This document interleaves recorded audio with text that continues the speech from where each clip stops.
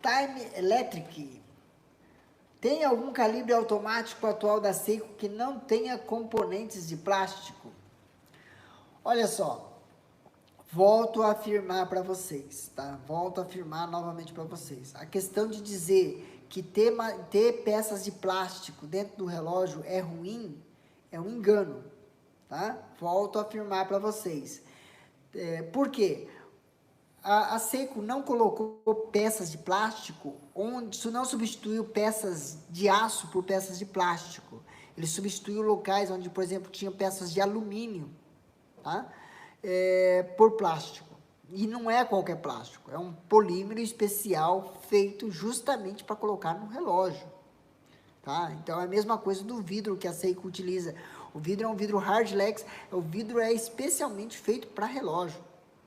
Então é um vidro um pouquinho mais difícil de riscar, um pouquinho mais difícil de quebrar, porém, ele pode quebrar? Pode riscar? Pode. A mesma coisa das peças de plástico dentro do relógio. Elas são melhores que o alumínio? Sim, são melhores que o alumínio. Tá? Mas elas podem quebrar? Podem quebrar sim. Tá? Então, o fato de você ter peças de plástico dentro do relógio, nem sempre é uma coisa ruim. Tá? Nem sempre é uma coisa ruim.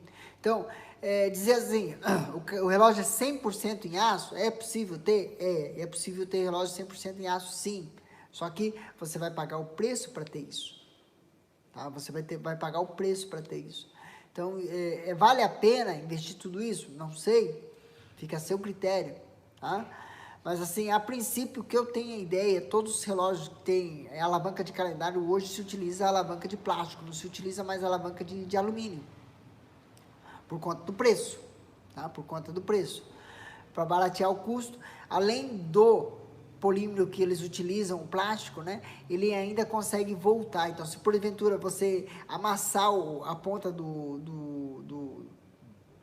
da roda, né? Muitas vezes o plástico consegue voltar ainda. O alumínio apertou, acabou, quebrou, não tem mais volta.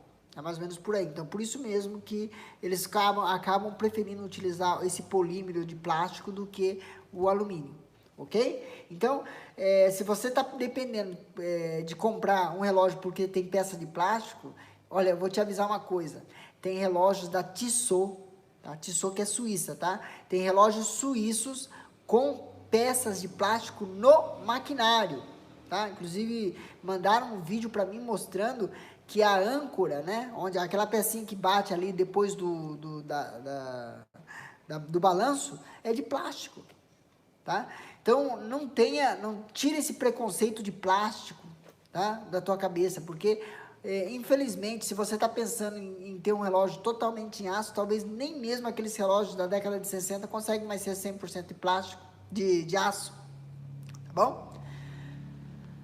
Não sei se eu te respondi. Se eu te respondi, por favor, deixa seu recadinho aí embaixo.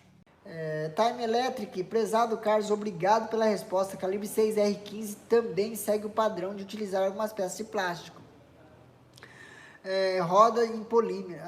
Olha só, geralmente as peças de plástico que tem dentro de um relógio se situam em peças que não fazem parte da máquina, mas fazem parte das complicações do relógio, tá? Isso no caso da Seiko e da Oriente no momento. Então, até o presente momento que eu estou gravando esse vídeo, que eu estou falando para vocês, dentro da máquina do relógio, dentro da máquina do funcionamento do relógio, não tem plástico. Nós temos plástico nas complicações do relógio. Mas o que é uma complicação do relógio? Calendário é uma complicação do relógio.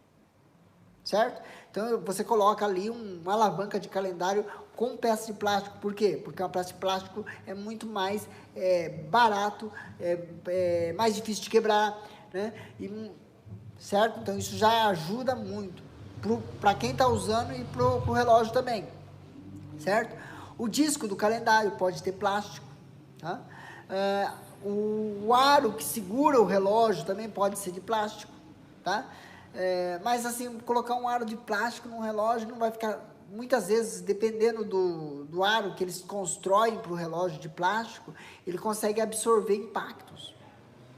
Olha só que legal. Então, isso pode deixar com que o relógio acabe resistindo um pouquinho mais a impactos e solavancos.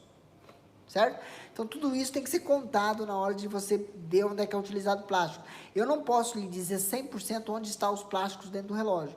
Mas assim, dentro do que a gente percebe, dentro da máquina, do funcionamento do relógio, não tem plástico. Tá? O que a gente pode ver são em periféricos, né? Calendário, né? Às vezes um disco de calendário, a própria armação que segura, o aro que segura a máquina, então isso aí sim, tá? Pablo, pessoal, sou técnico em plástico, posso falar com propriedade. Se não se preocupe quando sei que utiliza peça de plástico, pois tem certeza que o polímero da engenharia é especialmente desenvolvido. É isso aí. Aí falou o cara que entende, ó. É o que eu digo. O plástico, ele tem igual eu trabalhei muito tempo com carro, 18 anos fazendo peça para carro.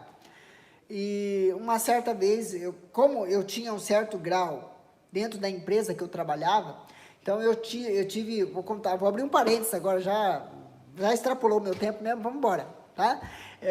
Eu trabalhei muito tempo com carro no Japão, tá? Eu trabalhava no chão de fábrica, dentro do Japão. E eu fui crescendo dentro da fábrica, cheguei em cargo de chefia.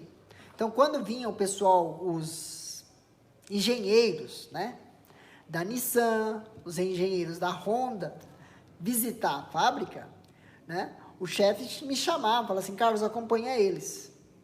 Tá? Então, você pegava os caras graduados lá da Nissan, da Honda, ia conversando com os caras, né?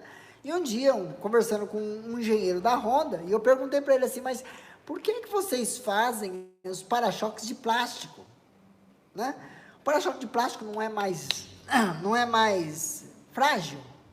Daí ele falou, aí que você se engana. Eu falei, por quê? Veja bem, o grande problema dos relógios, dos carros, né? Aqui no Japão, é que não são acidentes graves. São quando você está estacionando o carro e de repente você encosta na muretinha e empurra o seu para-choque para dentro, certo?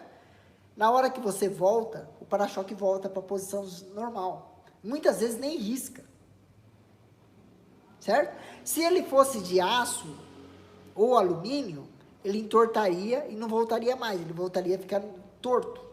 Você teria que levar para uma funilaria. Então, o plástico ajuda muito nesse caso.